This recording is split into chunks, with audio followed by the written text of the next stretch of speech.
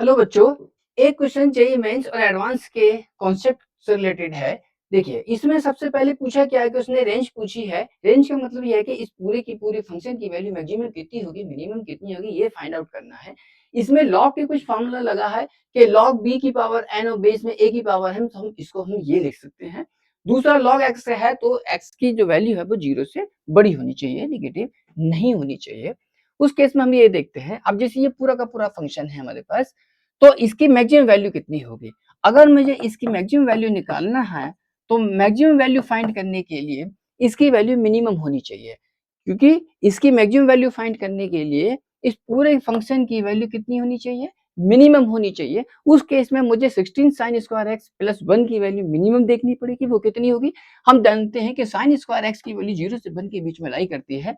तो हम on both side 16 से मल्टीप्लाई करें तो 16 sin स्क्वायर एक्स और ये 0 से लेके 16 तक होगा, और 1 प्लस करें तो 16 sin स्क्वायर एक्स प्लस 1 की जो वैल्यू होगी वो 1 से लेके 17 तक आएगी। इसका मतलब ये हुआ कि 16 sin स्क्वायर एक्स प्लस 1 की जो वैल्यू है वो मिनिमम वैल्यू 1 हुई। अगर मैं इसकी वैल्यू यहाँ से लेके यहाँ तक 1 रखता हूँ, ये वैल्यू 1 रखता हूँ, मिनिमम वैल्यू 1 रखता हूँ, तो log 1 की वैल्यू कितनी हो जाएगी? 0 हो जाएगी। तो उस केस में जो आंसर आएगा log बेस 2, ये पूरी खत्म हो गया। तो 2, तो इसकी वैल्यू 1 आ गई, तो मैक्सिमम वैल्यू इसकी 1 आ गई।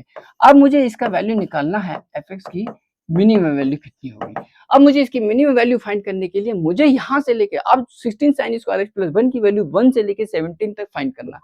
तो मुझे ये देखना है कि ये वाली जो वैल्यू है 16 sin स्क्वायर एक्स प्लस 1 इस पूरे फंक्शन के लिए कहाँ से कहाँ तक डिफाइंड करती है और कहाँ से कहाँ तक नॉट डिफाइंड करती है। तो यदि 16 sin स्क्वायर एक्स प्लस 1 की वैल्यू 1 से लेके 17 तक है, तो कहीं ना कहीं इसकी वैल्यू 2 भी रही होगी।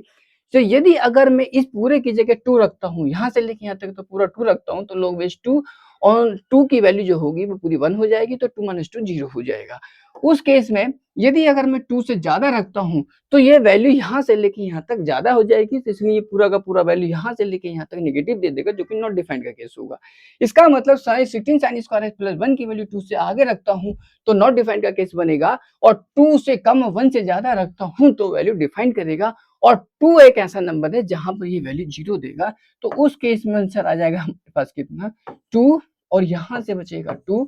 तो इस वैल्यू यहां से लेके यहां तक वैल्यू अगर मैं sin square x 16 sin square x plus 1 की वैल्यू इस पूरे की वैल्यू 2 रखता हूं, तो ये बन जाएगा माइनस का 2 log बेस 2 और 2। तो ये बनेगा हमारे पास कितना? log base 2। तो ये वैल्यू पूरी 2 बनी, तो 2 माइनस 2, तो 2 माइनस 2 यानी कि ये बनेगा log 0। log 0 की वैल्यू होती है माइनस का इन्फिनिटी। तो माइनस का 1, एक तो वैल्यू माइनस इन्फिनिटी भाई और दूसरी वैल्यू 1 आई, तो माइनस का इन्फिनिटी से लेकर 1 तक ये इसका आंसर हुआ